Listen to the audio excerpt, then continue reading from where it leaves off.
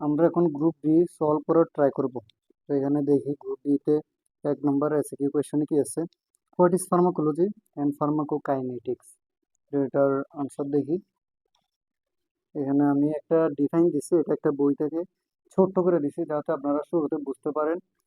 আহ, এটা বিভিন্ন বইয়ে বিভিন্ন রকম আছে, আপনারা চাইলে আরো ব্রড করে শিখতে পারেন। আমি নিজেও ব্রড করে শিখছি, কিন্তু আপনারা বোঝার স্বার্থে আমি ছোট করে দিছি এখানে। তো দেখি এখানে কি বলছে।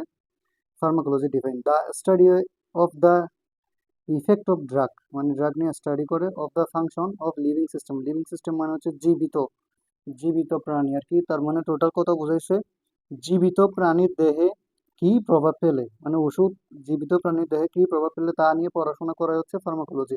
Shortcut answer. এরপর হচ্ছে ফার্মাকোকাইনেটিক্স, এটা দেখি আমরা। The study of absorption, absorption মানে হচ্ছে শোষণ, ডিস্ট্রিবিউশন মানে হচ্ছে বিতরণ, মেটাবলিজম মানে হচ্ছে বিপাক, অ্যান্ড এক্সক্রেশন অফ ড্রাগ। তার মানে হচ্ছে যে শোষণ, তারপর হচ্ছে বিতরণ, বিপাক, এক্সক্রেশন মানে বের করে দেওয়া বা নিষ্কাশন। এইগুলা নিয়ে পড়াশোনাই করা হচ্ছে মানে ফার্মাকোকাইনেটিক্স। এটাতে আরেকটা লাইন অ্যাড করলে ভালো হয়, সেটা হচ্ছে what the body does to the drug. এটা একটা বইয়ে থেকে পাইছিলাম আর কি। যাই হোক, এখন ডিফাইন গেছে, আপনারা চাইলে এতটুকু শিখতে পারেন জাস্ট বোঝার জন্য, কিন্তু পরীক্ষায় লেখার জন্য আরো বড় করে শিখবেন। এখন আমরা 2 নম্বর এসএকিউটা দেখি। কোয়েশ্চনে কি বলছে 2 নম্বর এসএকিউ। 2 নম্বর এসএকিউ হচ্ছে write down the importance of pharmacology in nursing. তার মানে হচ্ছে ফার্মাকোলজি নার্সিং এ কেন ইম্পর্টেন্ট সেটা কোয়েশ্চনে জিজ্ঞেস করছে আর কি। তো আমরা দেখি এখানে হচ্ছে understand drug and how they can affect living thing. তার মানে হচ্ছে এটা আমি বলি, প্রথমে বলি, এটা সোজা করে দিছি, আপনারা একবার পড়লে আশা করি বুঝতে পারবেন। তো আন্ডারস্ট্যান্ড ড্রাগ তার মানে ওষুধ বোঝা, এবং হাউ কিভাবে, they can affect living thing তার মানে হচ্ছে এবং সেটা কিভাবে মানে হচ্ছে জীবিত প্রাণী দেহে এফেক্ট ফেলে সেটা হচ্ছে আমরা আম, বোঝার চেষ্টা করবো, এটাই বুঝাইছে। এরপর 2 নম্বরে দেখি know the drugs and not just quantity. তার মানে বুঝাইছে এখানে শুধুমাত্র, আচ্ছা এখানে একটা জিনিস বুঝাই দিই, ডোজেস, এই যে ডোজেস এটা হইলো ডোজ, DOS, ডোসের মানে প্লুরাল ফর্ম আর কি। ডোজ মানে হইলো একেবারে, মানে একবারে যত পরিমাণ ওষুধ দেওয়া হয় সেটাই হলো ডোজ।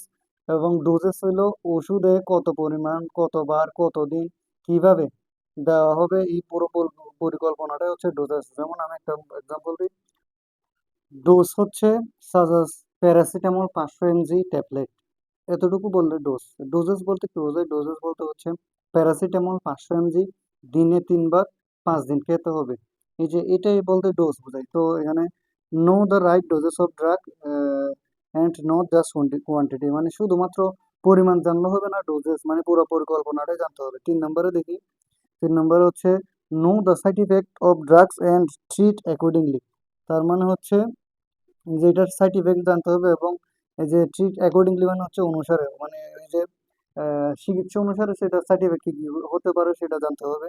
4 নম্বরে দেখি, 4 নম্বর হচ্ছে no when use to drugs because some condition do not need drug therapy. তার মানে হচ্ছে কখন ড্রাগটা ইউজ করতে হবে সেটা জানতে হবে।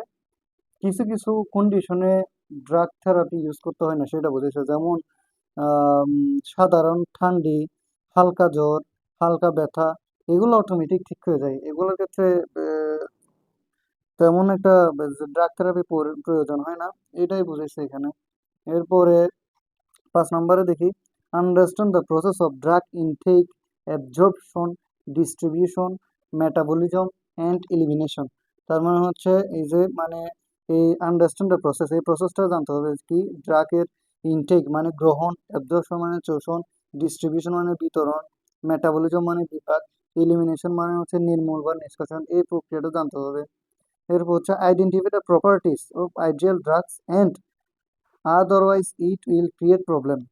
তার মানে হচ্ছে মানে এই যে একটা আইডিয়াল ড্রাগের মানে কি কি প্রপার্টি বা বৈশিষ্ট্য আহ, থাকতে পারে সেটা আইডেন্টিফাই করব, না হলে মানে এটা প্রবলেম ক্রিয়েট করতে পারে, এটা বোঝাচ্ছে। তারপর 7 নম্বর হচ্ছে know the application of pharmacology in nursing with regards to the right of medication administration.